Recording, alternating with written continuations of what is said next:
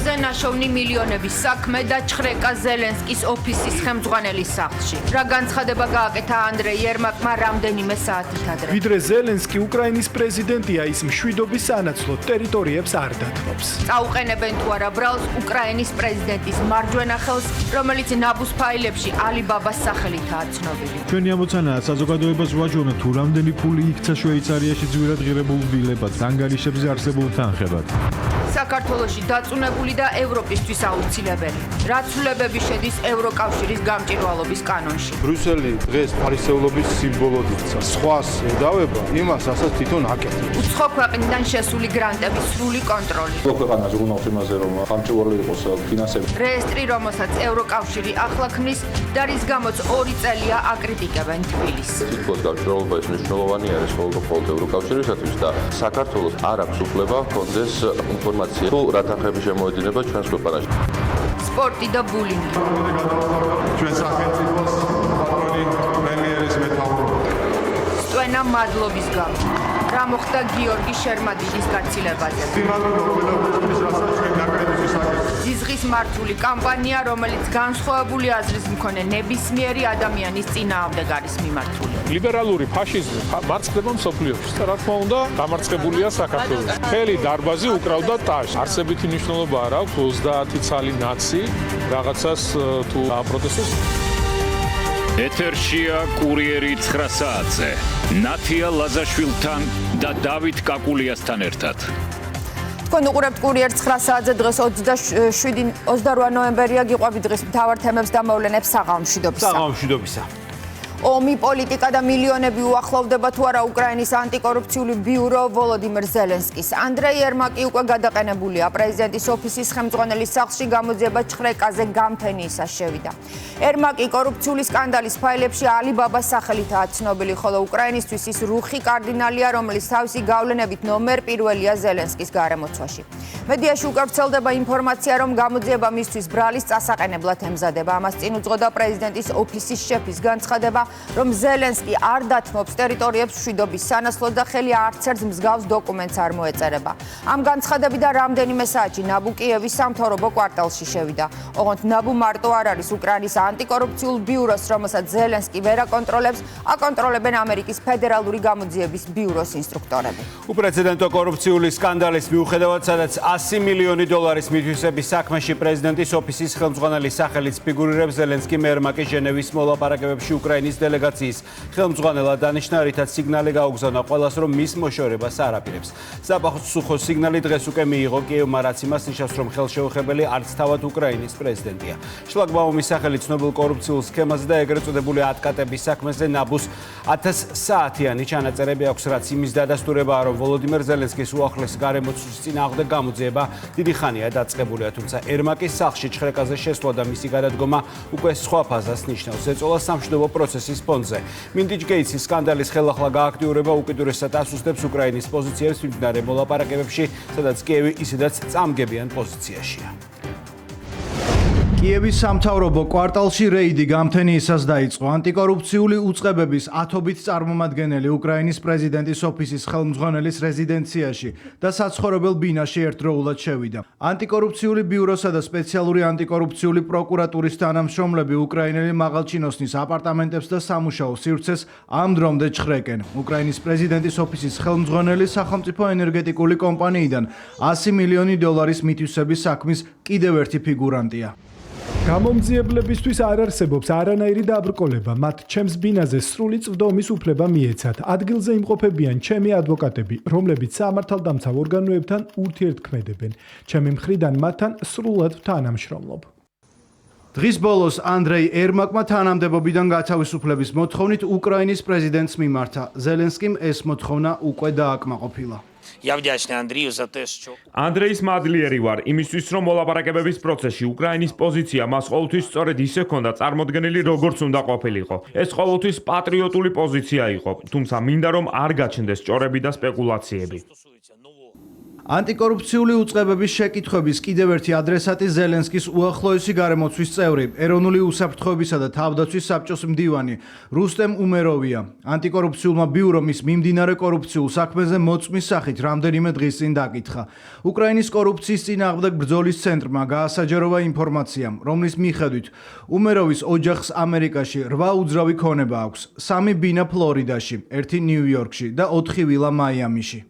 Треба усвідомити, що корупція კორუფციულ სკანდალს ეხმაურება უკრაინის ანტიკორუფციული პროკურატურის ხელმძღვანელი. ოლექსანდრ კლიმენკო ამბობს, რომ მიმდინარე ომი ქვეყანაში არსებული კორუფციის გაძლიერებისა და გავრცელებისთვის ხელსაყრელ გარემოს ქმნის. კლიმენკო განმარტავს, რომ უკრაინაში მაღალჩინოსნების ნაწილი თანამდებობაზე დანიშვნის და სახელმწიფო რესურსების მართვაზე წვდომის მიღების შემდეგ ცდილობს ეს რესურსები გამდიდრების მიზნით გამოიყენოს. будуть говорити, що робити, і НАБУ როგორც ამბობენ, ქურდობენ ისე თითქოს უკანასკნელად. ასეთი შემთხვევები არსებობს და ამას ჩვენ ვხედავთ. მიმდინარეობს გამოძიება, ხელში გვაქვს ასობით ჩამორთმეული ციფრული მოწყობილობა, კომპიუტერები, ტელეფონები, დიდი რაოდენობით დოკუმენტები, მათ შორის ენერგოატომიდან და სხვა ენერგეტიკული კომპანიებიდან. ჩვენ აბსოლუტურად დარწმუნებულები ვართ, რომ ეს საქმე ბოლომდე უნდა მივიყვანოთ და სრულად ვაჩვენოთ უკრაინულ საზოგადოებას თუ რამდენი ფული მოიპარეს სინამდვილეში. ჩვენი ამოცანაა საზოგადოებას ვაჩვენოთ თუ რამდენი ფული იქცა შვეიცარიაში ძვირად ღირებულ ვილებად, ბინებად, უძრავ ქონებად, ანგარიშებზე არსებულ თანხებად. კორუფციის გამომწვევ მიზეზად ანტიკორუფციული ბიუროს დირექტორი უკრაინაში სუსტ სამართალდამცავ უწყებებს ასახელებს. სემენ კრივანოსის შეფასებით ეს ინსტიტუტები პოლიტიკური გავლენის ქვეშ არიან და პოლიტიკურ დავალებებს ასრულებენ. Бачите, щось не бачите. რაღაცას ხედავენ, რაღაცას ვერ ხედავენ. განსაკუთრებით კი ომის დროს. ომის დროს ეს პოლიტიკური გავლენა ბუნებრივი მიზეზებით გაძლიერდა. გაურკვეველი სტატუსის მქონე პირები მითითებებს აძლევენ სამართალდამცავ სისტემას. რა უნდა დაინახონ და რა არა. ეს მძიმე პირობებს ქმნის როგორც ბიზნესისთვის, ასევე ქვეყნისთვის. ეს ძალიან დიდი პრობლემაა, რადგან ჩვენ ისედაც სუსტი და არასაკმარისად დამოუკიდებელი ინსტიტუტები გვქონდა. ახლა ვითარება კიდევ უფრო საშიში გახდა. უკრაინის პრეზიდენტის უახლოესი გარემოცვის წევრების წინააღმდეგ გამოძიება ანტიკორუფციულმა უწყებებმა 15 თვის განმავლობაში აწარმოეს. ჩატარდა ათობით ჩხრეკა, ამოღებულია დიდი რაოდენობით ნაღდი ფული. გაირკვა, რომ დანაშაულებრივი ორგანიზაცია სახელმწიფო კომპანია ენერგოატომის კონტრაქტორებისგან უკანონო შემოსავლებს იღებდა. საქმეზე უკვე დაკავებულია ათობით პირი, მათ შორის ქვეყნის ყოფილი ვიცე-პრემიერი ალექსეი ჩერნიშოვი, თანამდებობიდან გაათავისუფლეს იუსტიციისა და ენერგეტიკის მინისტრები. სკანდალის მთავარ ფიგურანტად ზელენსკის უახლოესი გარემოცვის კიდევ ერთი წევრი თემურ მინდიჩი სახელდება, რომელმაც ქვეყანა დატოვა.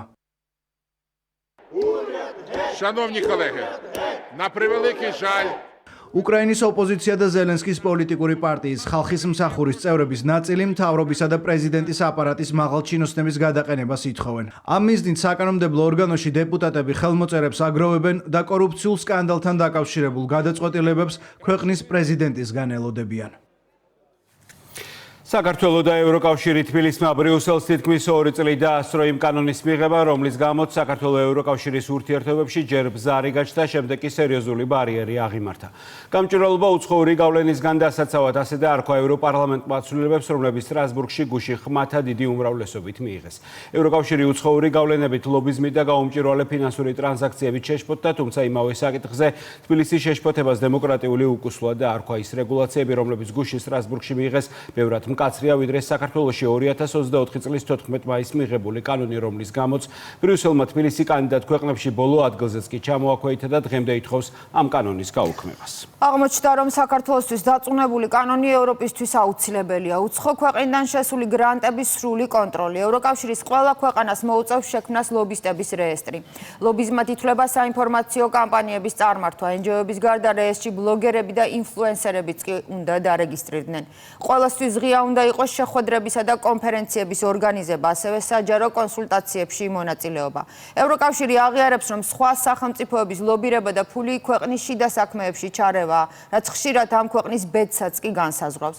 რეესტრი, რომელსაც ევროკავშირი ახლა ქმნის 2 წელია, საქართველოზე ზეწოლის მიზეზია. ქართული ოპოზიცია სტრასბურგში მიღებულ გადაწყვეტილებას დემოკრატიის მაღალი სტანდარტებით ამართლებს. ქართული ოცნებისთვის კი ეს ბრიუსელის კლასიკური ორმაგი სტანდარტია. ბრიუსელი დღეს ფარისეულობის სიმბოლოდ იქცა, როდესაც სხვას ედავება, იმას ასაც თვითონ აკეთებს. აკეთებს რეესტრს უცხოეთიდან დაფინანსებული ორგანიზაციებისთვის, ანუ იმას, რასაც ქართული გამჭვირვალობის კანონი ითვალისწინებს და რასაც თავად ამდრომდე აკრიტიკებს. საქართველოს ხელისუფლებისთვის ევროპარლამენტში მიღებული გამჭვირვალობის მკაცრი რეგულაციები ერთის მხრივ იმის აღიარებაა, რომ ქართული კანონმდებლობა ევროსტანდარტებს არ ეწინააღმდეგება. მეორეს მხრივ კი იმის დასტური, რომ თავად ევრობიუროკრატებს აქვთ ორმაგი სტანდარტები. პარლამენტის თავმჯდომარის თქმით, მაშინ, როდესაც ბრიუსელი უცხოურ ჩარევას და ნეგატიური მიზნების გარეთ დაფინანსებას ებრძვის, ვალდებულია თავადაც დაემორჩილოს სხვა ქვეყნებში არსებულ ამ ობიექტურ მიდგომას. საერთაშორისო გამჭვირვალობა საქართველოში ლობიზმით არ არის დაკავებული, კონგრესებში და სხვა ქვეყნის პარლამენტებში ჩვენებებს რო აძლევენ საქართველოს წინააღმდეგ და უცხოური დაფინანსებით რო ცდილობენ თავს მოგახვიონ სხვადასხვა რეგულაციები. ვინ უწევდა საქართველოში ვეტინგის სისტემას ლობიზმს? ეს NGO-ები არ უწევდნენ, ვისი დაფინანსებით? ამის ადამიანს წაკიდონ ბრიუსელის დაფინანსებით, პირდაპირ ამხედრეს ხელისუფლების პარლამენტის წინააღმდეგ საკუთარი დაქირავებული NGO-ები, შარშან გახსოვთ ლამის პარლამენტის შენობა გადაწვეს, მოლოტოვის კოქტეილები ისროლეს და ახლა თავად მშვიდად საკუთარ ინტერესების გასატარებლად ლობიზმის გამჭვირვალობას ითხოვეს. ზუსტად ლობიზმის გამჭვირვალობას ითვალისწინებს ჩვენი კანონმდებლობა და ახლა კეთილი ინებოს ბრიუსელმა და დაემორჩილოს ქართულ კანონმდებლობას და ფარულ დაფინანსებას შეეშვა. ნეგატიური ინტერესების შეზღუდვაზე საქართველოს პარლამენტში ჯერ კიდევ 2 წლის წინ ალაპარაკდნენ. სწორედ ეს არგუმენტები დაასახელეს ევროპარლამენტშიც საკითხის ინიციატორებმა. დებატების დროს ითქვა ისიც, რომ ახალი რეგულაციები საქართველოსა და უნგრეთში მიღებული კანონების ანალოგია. მიზანი კი უცხო ქვეყნის მთავრობის სახელით ან ფულით ევროკავშირის პოლიტიკასა და გადაწყვეტილებებზე გავლენის მოხდენის პრევენცია. გამჭვირვალობა უნდა იყოს საერთო პოლიტიკური ღირებულება და არა მემარჯვენეების ან მემარცხენეების საქმე. პასუხისმგებელმა პოლიტიკოსებმა უნდა შეძლონ იმის გაგება, თუ რა ინტერესებს წარმოადგენს ინდივიდი ან ორგანიზაცია, რომელსაც ხვდებიან. 10-დან 8 ევროპელს აწუხებს უცხო ქვეყნების გავლენა ევროკავშირზე. სწორედ ამ კანონით შესაძლებელი გახდება ევროპის მასშტაბით ყველა რეგისტრირებული სუბიექტის დანახვა.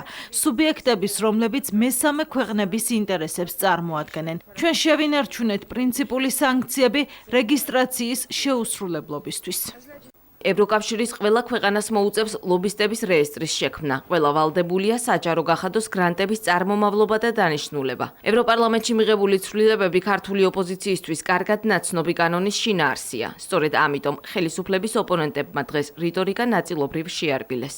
ყველა ქვეყანა ზრუნავს იმაზე, რომ გამჭვირვალე იყოს ფინანსებით, გსურს რომ პარალელი გავავლოთ ევროპასა და საქართველოს შორის. არანაირი პარალელი არ არსებობს დემოკრატიულ სახელმწიფოებში და იქ მიმდინარე პროცესს და საქართველოში მიმდინარე პროცესს. ევროკავშირის გამჭვირვალობის წინააღმდეგ კი არ აქვს რამე პრეტენზია. პრეტენზია იმასთან დაკავშირებით აქვს, რომ ამ გამჭვირვალობის კანონს ოცნება საკუთარ პოლიტიკურ ოპონენტებზე და დემოკრატიულ არასამთავრობო ინსტიტუტებზე იერიშისთვის რომ იყენებს. ოპონენტების განცხადებების მმართველ გუნდს არ უკვირს. უკვირს ის, თუ როგორ გაამართლებენ ევროპელი ბიუროკრატები საკუთარ დამოკიდებულებას ქართული კანონის მიმართ. ქართულ ოცნებაში იხსენებენ, რომ ევროკავშირში გამჭვირვალობის რეგულაციების მიღება თავის დროზე სწორედ იმიტომ დააპაუზეს, რომ საქართველოში მიღებულ კანონმდებლობასთან დაკავშირებით ხელისუფლების კრიტიკის შესაძლებლობა ჰქონოდათ. თითქოს გამჭვირვალობა ის მნიშვნელოვანი არის მხოლოდ ევროკავშირისათვის და საქართველოს, რომელიც კანდიდატი ქვეყანა არის ევროკავშირში გაწევრების გზაზე, არ აქვს უფლება ჰქონდეს ინფორმაცია, საზოგადოებას ჰქონდეს ინფორმაცია,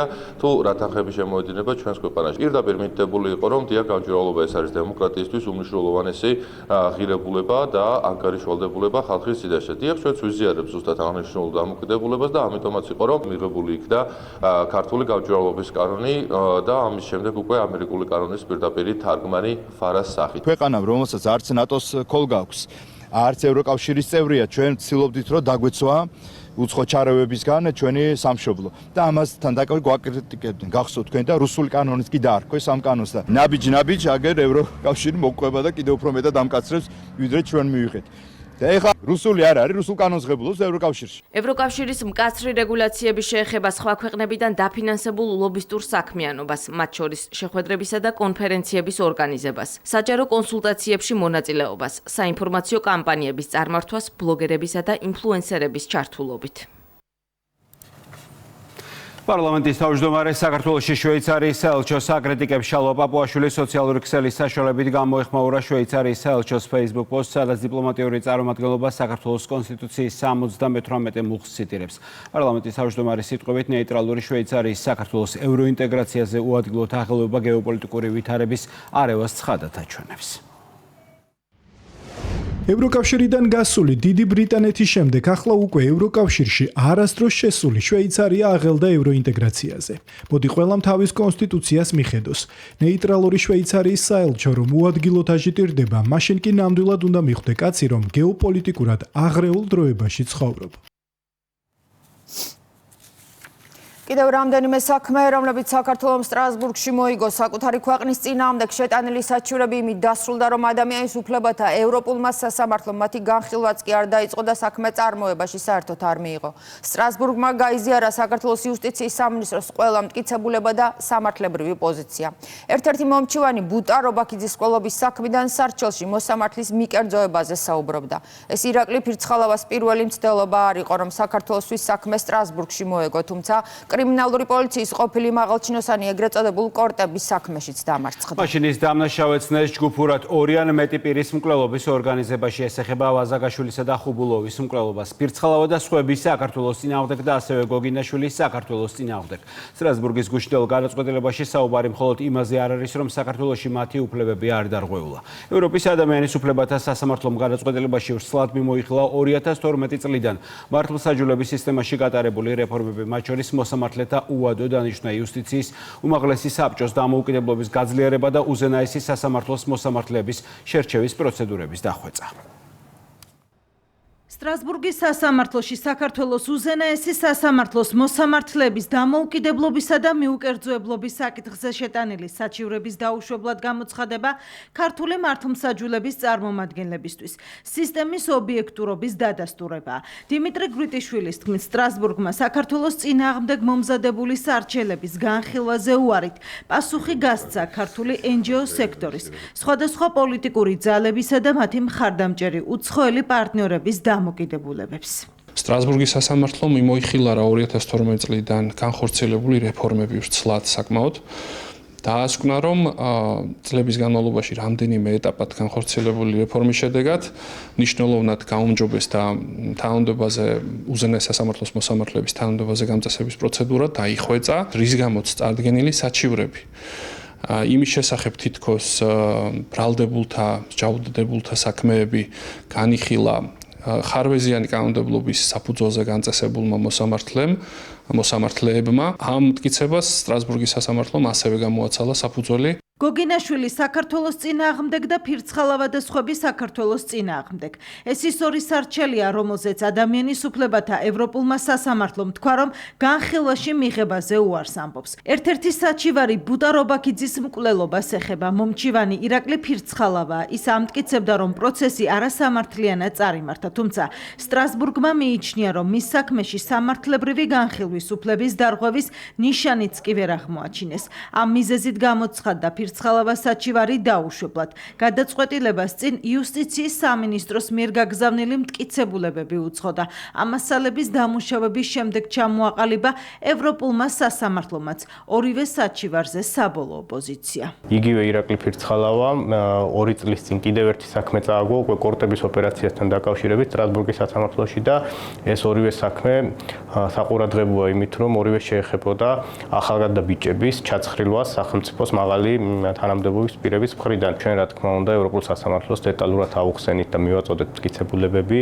რომ სიცხლის სამართლის საქმე, რომელიც მის წინააღმდეგ წარიმართა, იყო გაჯერებული უტყუარი მტკიცებულებებით, რომელიც მის დანაშაულს ადასტურებდა. სტრასბურგში გაგზავნილი საჩივრების სამართლებრივ განხილვაში ოპოზიცია არ შედის, თუმცა გადაწყვეტილების იმ ნაწილს, სადაც ქართული სასამართლოს რეფორმაზეა საუბარი, მაინც აკრიტიკებს. ჩვენთვის მოსამართლეთა არჩევა ვერ იქნება ვეროცებით თვალსაზრისით დამოუკიდებლად მნიშვნელოვანი. ეს შეფასება პროცედურულად ეფუძნება იმ გადაწყვეტილებებს, რომელიც ევროპული ინტეგრაციის გზაზე მიიღო. თუმცა ამის შემდგომ ჩვენ ევროპული ინტეგრაციის გზას ჩამოვშორდით. ამიტომაც ეხანდელი მდგომარეობა არის თვისობრივად განსხვავებული. სამწუხაროდ ამ პროცედურებს და ამ კონკრეტულ რეფორმებს არ მოყოლია შედეგი. ჩვენ სასამართლოსთან ძირითადი პრეტენზიები, თუმცა იქამდეც იყო უამრავი პრობლემა, გვაქვს სწორედ ბოლო წლებში. არ გამოვა დღევანდელობაზე ამის გავრცელება. სახელმწიფო გუნდში აცხადებენ, რომ სტრასბურგის სასამართლოს გადაწყვეტილება კიდევ ერთი მტკიცებულებაა, რომ ქართული მართლმსაჯულება ევროპული სტანდარტის შესაბამისად მოქმედებს და დამოუკიდებელია. პარლამენტის თავმჯდომარის თქმით, ადამიანის უფლებების ევროპული სასამართლოს მიერ საქართველოს წინააღმდეგ კონკრეტული საჩივრების განხილვაზე უარმა საქართველოში მოსამართლეების დანიშვნის წესთან დაკავშირებით ბრიუსელის კრიტიკას წერტილი დაუსვა. ეს გადაწყვეტილება უნდა ჩავდოთ კონვერტში და გაუგზავნოთ ბრიუსელს და ევროკავშირის საელჩოს. აი მთელი ეს პროცედურა მოსამართლის დანიშვნისა უზენაეს სასამართლოში განსაკუთრებით მთელი ეს პროცედურა სტრასბურგის სასამართლო კონტროლში გაატარა და ყველაფერი რაც მანამდე ჩვენ ზოგიერთი ელჩებისგან, ევროპარლამენტარებისგან და ასე შემდეგ მოსმენილი ქონდა, ყველაფერს იყო ტყუილი და რომ ქართული სისტემა მოსამართლის გამწესების ამ შემთხვევაში უზენაეს სასამართლოში და ზოგადად იყო აბსოლუტურად გამართული და არანაირი ვეტინგები და გამოგონილი რაღაცა ხელოვნური ინსტრუმენტები ამას არ სჭირდება. ასე რომ კიდევ ერთხელ დადასტურდა, რომ ბრიუსელის მიერ მხრიდან მოსამართლეების არჩევის წესის კრიტიკა იყო ცრუ და ყალბი. ჩვენ გვახსოვს 2012 წლამდე რა რაოდენობის საქმეები მიდიოდა სტრასბურგის სასამართლოში და როგორი იყო ეს გადაწყვეტილებები, სადაც პირდაპირ ამხელდნენ მიხეილ სააკაშვილის სადისტურ რეჟიმს. ბუნებრივია, სასამართლოს დღევანდელი მოცემულობა არის რადიკალურად განსხვავებული. სასამართლოს ობიექტურობაზე საუბრის დროს მართველი ძალა რუსთავი ორის მიხეილ სააკაშვილისა და ნიკა გვარამიას საქმეებსაც იხსენებს. აცხადებენ, რომ სამივე საქმე სტრასბურგმა განიხილა და საქართველოში მიღებული გადაწყვეტილებები უცვლელად დატოვა. 42 საათიანი ბრძოლის შემდეგ მეხანძრება ჰონკონგის ყველაზე მასშტაბური ხანძრის ჩაქრობა მოახერხეს, თუმცა მაშველები ამ დრომდე ეძებენ 200 ადამიანს, რომლებიც უგზო-უკლოდ დაკარგულად ითვლებიან. ამ დროისთვის არსებული მონაცემებით დაღუპული 128 მოქალაქე, რომელმაც წაკიდებული 7 კორპუსიდან გამოსვლა ვერ შეძლეს. სხვადასხვა ხარისხის დამწვრობებით კი კლინიკებში გადაყვანილია 79 ადამიანი. რამ გამოიწვია მასშტაბური ხანძარი ჰონკონგის მრავალსართულიან საცხოვრებელ კორპუსში სპეციალისტების თქმით, სარემონტო სამუშაოების დროს ცეცხლი თავდაპირველად ბამბუკების ხარაჩოებს გაუჩნდა, შემდეგ კი შენობის შიგნით შეაღწია. მეხანძრები ერწმუნებიან, რომ ხანძრის ლიკვიდაცია გაართულა იმ გარემოებამაც, რომ ტემპერატურამ შენობაში 500 გრადუსს მიაღწია. უკვე მესამე დღეა ასობით მეხანძრე ვან ფუ ქურთის 8 საათამრჯენში ცეცხლის კერების ლოკალიზებას ცდილობს. ღამით ცეცხლმოკიდებული შენობებიდან მაშველებმა 100-ზე მეტი ადამიანის ცხედარი გამოიტანეს. დაიპოს რაიონში მდებარე ამ საცხოვრებელ კომპლექსში 300-მდე უგზო-უკლოდ დაკარგული მოქალაქის პოვნას ამ დრომდე ცდილობენ. ხანძარს 128 ადამიანის სიცოცხლე ემსხვერპლა.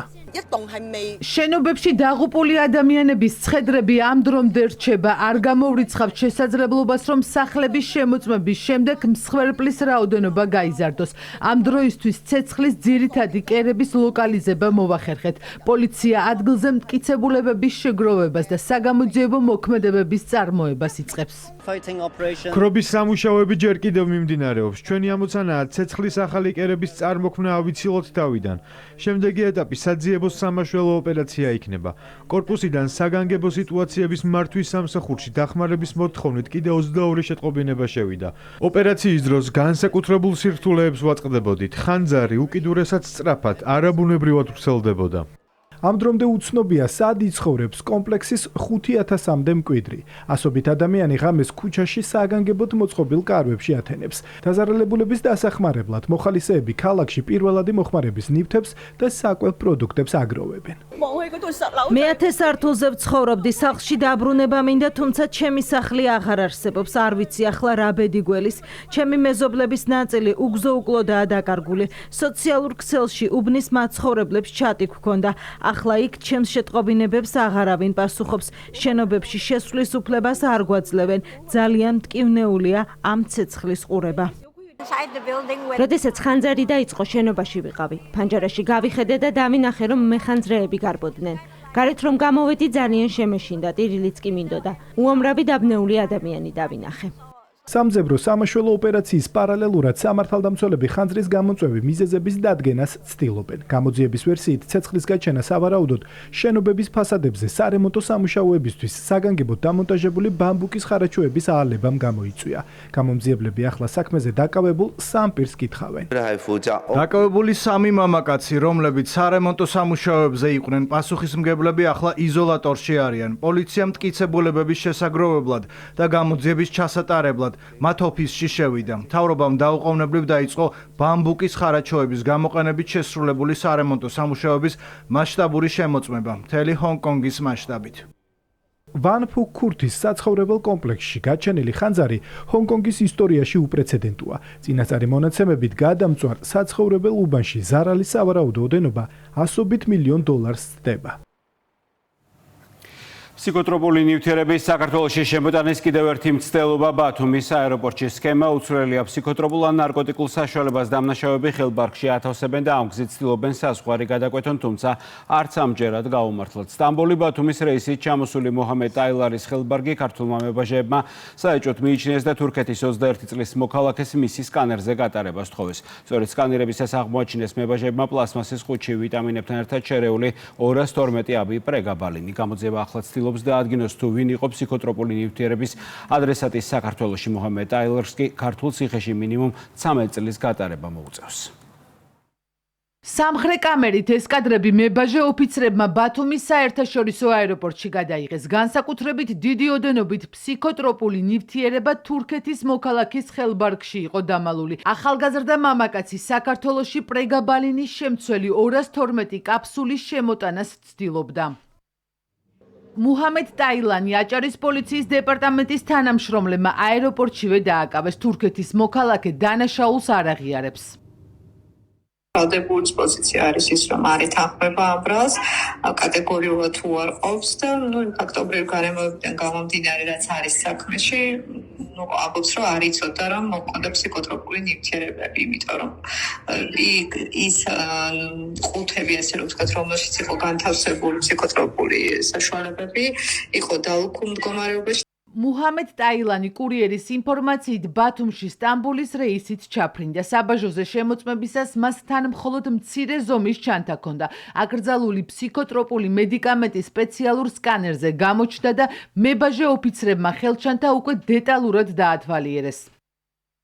ფსიქოტროპული ნივთიერება ადვილის შესამჩნევი რომ არ ყოფილიყო 212 კაფსულა პრეგაბალინის სხვადასხვა დასახელების წამლის შეფუთვაში. ვიტამინების აბებთან ერთად იყო შერეული. მებაჟე ოფიცრებმა ეჭვის საფუძველზე უცხო ქვეყნის მოქალაქის ხელბარგის დეტალური დათვალიერების შედეგად საერთო ჯამში 212 კაფსულა ფსიქოტროპული ნივთიერების შემცველი მედიკამენტი გამოავლინეს. სამართალდამწყო მოქალაქეს აღნიშნული აკრძალული მედიკამენტი 4 წელს სხვადასხვა დასახელების ფარმაცევტული პროდუქციის შეფუთვაში ვიტამინების აბებთან ერთად მალულად ჰქონდა განთავსებული. მან ვერანაირი კანონით დადგენილი დოკუმენტაცია აღნიშნული მედიკამენტის შემოტანის შესახებ ვერ წარმოადგინა. ფსიქოტროპული ნივთიერების საქართველოში უკანონოდ შემოტანის ფაქტი სამართალდამცველებმა და მებაჟე ოფიცრებმა აღკვეთეს, თუმცა გამოძიება ახლა დანაშაულში მონაწილე სხვა პირების დასადგენად მუშაობს. მტკიცებულებების მოპოვების პროცესში გაირკვევა რა მიზნით ცდილობდა 24 წლის მამაკაცი პრეგაბალინის საქართველოში შემოტანას. დანაშაული 13 წლამდე პატიმრობას ითვალისწინებს. და ვნახოთ რა ხდება რუსთაველის გამზირზე, სადაც წინასწარ დაანონსებული აქცია მიმდინარეობს. პროტესტის ორგანიზება დიდი ხნის წინ დაიწყო და ის ამჯერად დაუკავშირეს 2024 წლის 28 ნოემბერს პრემიერ-მინისტრის განცხადებას, რომ საქართველო აღარ გააგრძელებს ევროკავშირში გაწევრიანების საკითხის დღის წესრიგში დაყენებას. ამ განცხადებას საპროტესტო ტალღა მოყვა, თუმცა კობახიძის განცხადებამდე იყო ბრიუსელის ივნისის გადაწყვეტილება, რომ შეაჩერეს საქართველოს ევროკავშირში გაწევრიანების მოლაპარაკება. დაუბრუნდეთ ამ მოვლენების 1 წლის წავს და აქციების ეპიცენტრს. ლუკა ჩანგელია იმყოფება პარლამენტის წინ და პირდაპირ ეთერში მოგუყვება რა მოთხოვნები აქვს პროტესტის მონაწილეებს ამჯერად. ნათია დავით, საღამომშვიდობის, თავდაპირველად გეტყვით იმას, რომ აქციის მონაწილეები ახლა რუსთაველის გამზირზე. საქართველოს საკანონმდებლო ორგანოს წინ იმყოფებიან, როგორც ყველასთვის არის ცნობილი, აღნიშნული შეკრების ორგანიზება ოპოზიციური პარტიებისა და მათთან დაკავშირებული NGO სექტორის წარმომადგენლებმა ჯერ კიდევ რამდენიმე კვირის წინ დაიწყეს. ისინი ამბობდნენ, რომ აღნიშნული აქცია იქნებოდა მასშტაბური. თუმცა ობიექტურობისთვის უნდა ითქვას ის, რომ 6 საათზე დაწყებული შეკრების შედეგად აქციის მონაწილეებმა გზის გადაკეტვა მხოლოდ და მხოლოდ დაახლოებით 9 საათისკენ შეძლეს, ხოლო უშუალოდ მთლიანად სატრანსპორტო მოძრაობა აქ მას შემდეგ შეწყდა, რაც აქ შეკრებილ ადამიანებს ოპოზიციის მხარდამჭერთა სხვა ჯგუფი მარშით შემოუერთდა. ახლა ისინი პირდაპირ ცენტრალურ ნაწილში, ანუ პარლამენტის წინ იმყოფებიან. ერთი მნიშვნელოვანი ფაქტიც, რაზეც რამდენიმე წუთის წინ ინფორმაცია გაავრცელა გამოცემა Prime Time-მა, როგორც იცით და როგორც საზოგადოებისთვის არის ცნობილი, ჯერ კიდევ 13 ნოემბერს, როდესაც ეს აქცია ორგანიზებოდა Prime Time-ისთვის ცნობილი გახდა, რომ ბრიუსელიდან კონკრეტული ტექსტი მიიღეს აქციის ორგანიზატორებმა, ეგრეთ წოდებული მანიფესტი, რომელიც უნდა წაეკითხათ და მაშინ ეს ტექსტი სიტყვასიტყვით დაემთხვა იმ ტექსტს, რაც აქციის მონაწილეებმა წარმოთქვეს. დღესაც Prime Time-მა გაავრცელა კიდევ ერთი ტექსტი, რომელიც წყაროს მტკიცებით არის გამოგზავნილი ბრიუსელიდან სიტყვით გამომსვლელებისთვის. ეს ტექსტი სხვადასხვა პუნქტებს მოიცავს, არის ეგრეთ წოდებული მანიფესტი, თუმცა 3 ძირითადი პუნქტი ეხება ახალ არჩევნებს, ასევე იმ პირების გათავისუფლებას, რომლებიც ძალადობრივ აქციებში იღებდნენ მონაწილეობას და როგორც მანიფესტში წერია, საქართველოს ევროკავშირში გაწევრიანების გზაზე დაბრუნებას. რაც შეეხება უშუალოდ ამ ნაწილს, დღევანდელი თარიღი სიმბოლურად აირჩა აქციის ორგანიზატორების მხრიდან. ისინი ახლა როგორც ამბობენ, აპროტესტებენ 1 წლის წინ საქართველოს მიერ მიღებულ გადაწყვეტილებას, რომ დროებით შეჩერდეს ევროკავშირში გაწევრიანების პროცესი, ვიდრე ქვეყანა ეკონომიკურად და სხვა ფაქტორების მიხედვით ამისთვის სრულად არ იქნება მზად, თუმცა ისინი არაფერს არ ამბობენ, მაგალითად უკვე დადასტურებულ ინფორმაციაზე, რომ ბრიუსელში გაცილებით ადრე იყო გადაწყვეტილება საქართველოს გაწევრიანების პროცესის გაყინვის შესახებ მიღებული.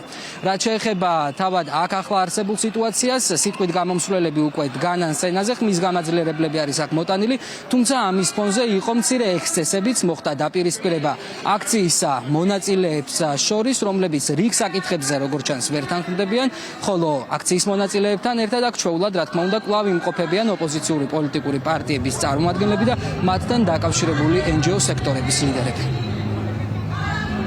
ეს იყო ლუკა ჩანგელია, რომელიც რუსთაველის გამზირიდან გვერდებოდა, სადაც ამ წუთებში საპროტესტო აქცია მიმდინარეობს. სპორტი და ბულინგის კამპანია ქართული კალათბურთის ვარსკვლავი, რომელიც 20 წელი იცავდა ეროვნული ნაკრების ღირსებას, პრემიერისთვის გადახდილი მადლობის გამო ზოგიერთებმა სტვენი და ყვირილით გააცილეს. ეს სპორტსმენებზე ზეწოლის პირველი შემთხვევა არ არის, ასე ექცევიან ნებისმიერს, ვინც არ იზიარებს მათ ასლ, მათ შორის კალათბურთელებს, ფეხბურთელებს ან რაგბისტებს. გიორგი შერმადინის ბულინგის სოციალურ ქსელში ამ დრომდე გრძელდება. შეურაცხყოფის მეთოდები და ხერხები ბევრი აქვს და ორკესტრირებული კამპანიაც კარგად აქვს და აპრობირებული ის ზოგიერთს მიხეილ სააკაშვილისგანაც აქვს ნასწავლი, რომელმაც დღეს ვეტერან კალათბურთელს გიორგი შერმადინს მედროვეც კი უწოდა. მხოლოდ ეს არ არის საქართველოს ექს-პრეზიდენტმა, რომელმაც უარი თქვა საკუთარი ქვეყნის საქართველოს მოქალაქეობაზე, ამავე პოსტში უკრაინელებს საქართველოზე გამარჯვება მიულოცა. დიდი მადლობა.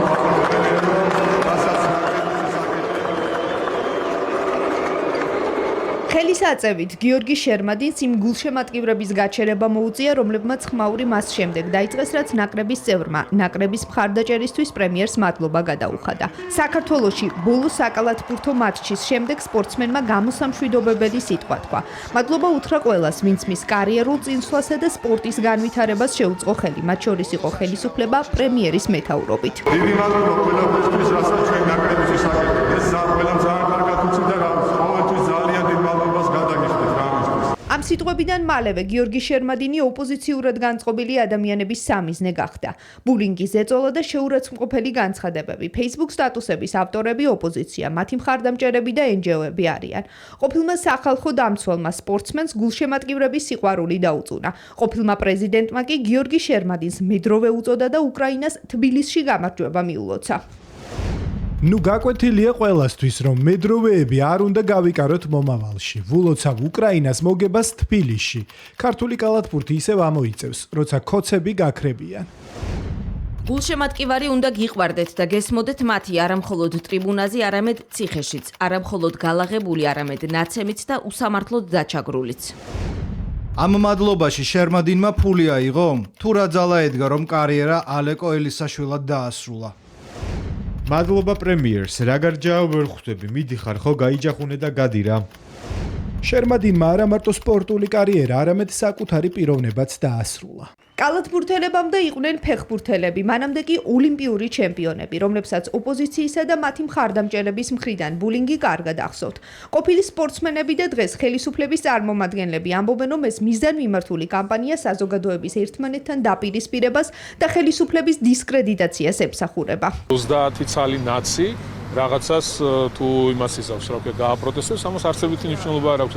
მეორე ცუდი რა არის იმაში, როდესაც ადამიანი რომელიც გამოხატავს მადლიერებას, თუნდაც სახელმწიფოს მიმართ, იმიტომ რომ სახელმწიფომ ძალიან ბევრი გააკეთა სპორტის მიმართულებით. მაქსიმალურად ვცდილობთ, რომ ბევრი ახალგაზრდა ჩავთოთ სპორტულ ცხოვრებაში და ბევრი ადამიანი ყავდეს ჯანსაღი ცხოვრების წესის წარმომადგენელი. და მსგავსი განცხადებებით და მსგავსი ბულინგით და გინებით ეს ადამიანები სპორტის იმიდს აზიანებენ და ხშირ შემთხვევაში უკვე ძნელია მე ბავშვების მოყვანა სპორტულ სკოლებში და სპორტულ ცხოვრებაში. ოპოზიციაში ამბობენ, რომ სპორტსმენები საჯარო პირები არიან და ქებასთან ერთად კრიტიკასაც უნდა იღებდნენ. საჯარო პირები არიან სპორტსმენები, სამწუხაროდ არის ხოლმე შემთხვევები, როდესაც გარკვეულ მომენტში საჯარო პირები არიან ხოლმე ხან არ ვიცი ხან მათ შედეგების გამო მეგულის ისინი არიან აყვანილი მესხეცაზე, ხან არის პრობლემები, იმიტომ რომ ზოგიერთ ადამიანს აქვს შეიძლება ლეგიტიმური სრულებით პრეტენზიები მათ გარკვეულ სამხელქო პოზიციებთან დაკავშირებით. სპორტსმენი იმის სპორტსმენია, რომელიც საკუთარი მიღწევებით უნდა ამოყობდეს და არა იმით, ვინ არის ხელისუფლებაში. მე რომ ყოფილიყავი მის ადგილას, რა თქმა უნდა, არც ერთ პოლიტიკოს არანაირ მადლობას არ გადავუხდები. გარედან მართული, დაფინანსებული და მიზანმიმართული კამპანია ხელისუფლების წინააღმდეგ მმართველი გუნდის წევრებისთვის სპორტსმენების ბულინგი ლიბერალური ფაშიზმისა და რადიკალიზმის დასტურია. ნაცი რუსთაველზეც ნაცია, სტადიონზეც ნაცია და სპორტის სასახლეშიც ნაცია. ნაც რა უნდა უთხრა, როდესაც ამ დროს ეხლა რამდენიმე ათეული ადამიანი რაღაც ესეთ აქციას ჩადეს იქ. რა უნდა ველაპარაკოთ? ნაცია. შერმადინს უნდა გადავუხადოთ, რა თქმა უნდა, ძალიან დიდი მადლობა იმ გავლილი წლებისთვის. მართული კამპანია კიდევ ერთხელ ხაზს უსვამს, რომ ჯერ ერთი ადამიანობა სამწუხაროდ ბევრს ძალიან დაკარგული აქვს. ამავდროულად სპორტსმენებს, როგორც გიორგი შერმადინზე, ასევე სხვებზე მიმართული ბულინგი მხოლოდ და მხოლოდ ემსახურება სპორტსმენების ჩართვას პოლიტიკაში. გულწრფელი მადლობისთვის სპორტსმენის შეურაცხყოფა მიუღებელია სპორტის მინისტრისთვის. მიუღებელია გიორგი შერმადინის მიმართ წამოწყებული შეურაცხყოფელი კამპანია, მაშინ როდესაც ჩვენი კალათბურთის ეროვნული ნაკრები 2 დღეში მართავს ესპანეთის უძლიერეს ნაკრებთან მატჩს. გასაკვირი არა, როდესაც სპორტსმენი სპორტისადმი სახელმწიფოს უპრეცედენტო მხარდაჭერას აღნიშნავს და ამისათვის სახელმწიფო მეთაურს მადლობას უხდის. დღეს სახელმწიფო არა მარტო კალათბურთის განვითარებისათვის, არამედ სხვა სპორტის სახეობების განვითარებისათვის ბევრ ამას აკეთებს. გიორგი შერმადინი გამონაკლისი არ არის. რამდენიმე კვირის წინ ბულინგის კამპანია გიორგი მამარდაშვილისა და ეროვნული ნაკრების სხვა ფეხბურთელების წინააღმდეგ მიმდინარეობდა. ქართული ტურიზმი ვარშავის საერთაშორისო ტურისტულ გამოფენაზე ქვეყნის ტურისტული მიმართულებების პრეზენტაცია, მოლაპარაკებები პოლონურ ტუროპერატორებთან, სპეციალური პაკეტების მოსამზადებლად და საქართველოში ტურისტული ჯგუფების ჩამოსაყვანად, ასევე ახალი მარშრუტები მასშტაბურ მარკეტინგულ კამპანიაში ტურიზმის ადმინისტრაციის გარდა 4 ქართული კომპანია იყო ჩართული. ვარშავის გარდა მარკეტინგული კამპანია ლოდში და ვროცლავშიც გაიმართა. საქართველოს ტურიზმის სტატისტიკაში პოლონეთი ტოპ 15 ქვეყანას შორისაა. 2025 წლის 9 თვის მონაცემებით პოლონეთიდან საერთაშორისო ვიზიტების რაოდენობა 64,000 გადასცა, რაც წლიური 21%-იანი მატებაა. Stumari is a Georgian word for guest. And hardly in Georgia there exists საქართველოს პოლონეთის ბაზარზე სულ უფრო მეტ ინტერესს იწვევს თავისი კულტურით, ხალხით და შთამბეჭდავი ბუნებით. უძველესი კულტურა, ღვინის 8000 წლიანი ისტორია, უნიკალური ბუნება და სათავგადასავლო ტურიზმის მრავალფეროვანი შესაძლებლობები. საქართველოს როგორც საუკეთესო ადგილი მოგზაურობისთვის საერთაშორისო ტურისტულ რუკაზე კიდევ ერთხელ მოინიშნა. ქვეყნის ტურისტულ პოტენციალს ამჯერად პოლონეთის საერთაშორისო გამოფენასა და როუდშოუებზე გაეცნენ. ჩემს მეგობრებს შორის ბევრი უკვე ნამყოფია საქართველოში. საოცარი ქვეყანაა, განსაკუთრებით ლაშქრობების კუთხით. ასევე მსმენია კარგი სათხილამურო შესაძლებლობების შესახებ გუდაურის რეგიონში. ამიტომაც ვარ დღეს აქ, რომ უფრო მეტი გავიგო ამ შესაძლებლობების შესახებ. ITTF 2025-ზე ტურიზმის ეროვნული ადმინისტრაცია საიმიჯო სტენდით 4 ქართულ კომპანიასთან ერთად მონაწილეობდა. გამოფენის ფარგლებში საქართველოს ტურისტული მიმართულების შესახებ პრეზენტაციები მოეწყო. პოლონურ კომპანიებთან ტურისტული პაკეტების მომზადებისა და საქართველოში ტურისტული ჯგუფების ჩამოყვანის მიზნით მოლაპარაკებები გაიმართა. პირველივე დღე მაჩვენა, რომ დაინტერესება საკმაოდ დიდია, საინტერესო კომპანიები არიან მოსულები და ვფიქრობთ, რომ ბევრად პროდუქტიული იქნება ეს დღევანდელი შეხვედრა და მათ შორის დანარჩენებიც. უკვე 44 წელია პოლონეთის ბაზარზე ვმუშაობთ. საქართველო ერთ-ერთი მთავარი მიმართულებაა, რომელსაც ჩვენი კლიენტები ირჩევენ. პირველ რიგში ქვეყნის განსაკუთრებული სტუმართმოყვარეობის გამო. მეორე მნიშვნელოვანი ფაქტორია ლანდშაფტი და ულამაზესი ხედები. ჩვენ გვიყვარს მთები, ბუნება. თქვენი სამზარეულო ღვინო და კულტურა იძლევა იმის შესაძლებლობას, რომ შეიქმნა სპეციალური ტურისტული პაკეტი, რომელიც კონკრეტულად პოლონელ კლიენტებზე იქნება მორგებული. ვარშავა, ლოძი, ვროცლავი, პოლონეთის სამ ქალაქში ტურიზმის ეროვნულმა ადმინისტრაციამ საიმიჯო როუდშოუები მოაწყო, სადაც პოლონელი ტუროპერატორები საქართველოს ტურისტულ პროდუქტებს გაეცნენ. პოლონეთში საქართველოს ელჩმა მონაწილეებს სიტყვით მიმართა. პოლონელი და ქართველი ხალხის მეგობრობა საუკუნეებს ითვლის. ტურიზმის ეროვნულმა ადმინისტრაციამ პოლონეთი გამოყო როგორც სტრატეგიული მიმართულება. ჩვენთვის პოლონეთი მნიშვნელოვანი ბაზარი არის, ბევრი მიმართულები და განსაკუთრებით ტურიზმის მიმართულებით. მნიშვნელოვანია, რომ დღეს საშუალება მიეცათ ქართულ ბიზნესებს პირდაპირ შეხვედრები ქონოდათ ადგილობრივ ტუროპერატორებთან და ჩვენ იმედი გვაქვს, რომ მომავალ წელს კიდევ უფრო გაიზრდება პოლონელი ტურისტების რიცხვი საქართველოში. პოლონეთის ბაზარი საქართველოსთვის ერთ-ერთი სტრატეგიული ნიშნულობის ბაზარია. ჩვენ გვაქვს საკმაოდ მსხვილი ოდენობის მოცულობითი პირდაპირი ფრენები წლის განმავლობაში სხვადასხვა ტიპის კამპანიებს ვახორციელებთ, ისეთი როგორიც არის B2B შეხვედრები, roadshow სამ ქალაქში, დამატებითი აქტივობები, ქვეყნის პრეზენტაციები იმისთვის, რომ ბევრად მეტი მოგზაური ჩამოვიყვანოთ პოლონეთის ბაზრიდან საქართველოში. ტურიზმის ეროვნულ ადმინისტრაციაში აცხადებენ, რომ კამპანიის მიზანი პოლონეთში საქართველოს შესახებ ცნობადობის გაზრდა და ქვეყანაში კიდევ უფრო მეტი ტურისტის მოზიდვაა. ასეთი იყო დღევანდელი დღე 28 ნოემბერი და კურიერი 9 საათზე. დარჩით რუსთავიორზე რამდენიმე წუთში რეზო ჭიჭინაძის გადაცემა ისტორია დეტალებში დაიწყება. ჩვენ კი დღეს ამ თვალსაზრისით მუშაობას და ორ შაბათამდე გემშვიდობით ნახვამდის. ნახვამდის.